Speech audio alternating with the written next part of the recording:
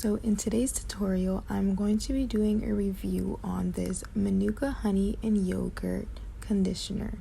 This conditioner is by far the best conditioner I've ever had. Like, I put this in my hair and my hair feels so soft and it's easy to comb through.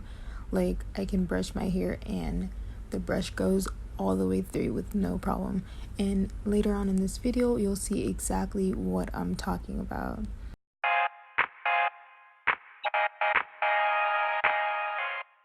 So in these next two slides, you'll see the details and the key ingredients in this product.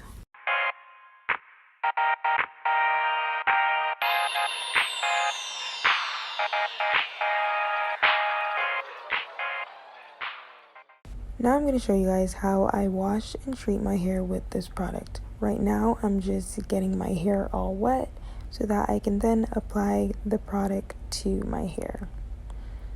As you can see, it's a little tangled. Right now I can't slide my fingers through it, and this is where the conditioner comes in to make that so much better.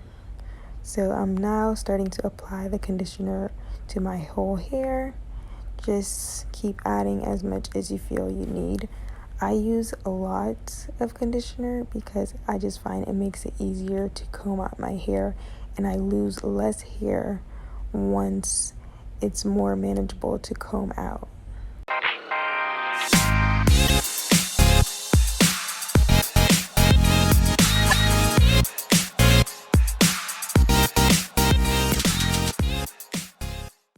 So now, starting from the bottom up, I'm going to start to detangle my hair.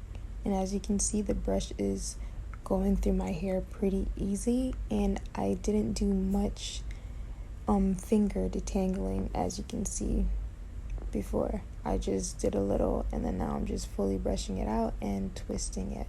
I'm going to do the same thing to the other side, and then leave it for about 10 minutes just so that it can really moisturize my hair and get my hair nice and soft.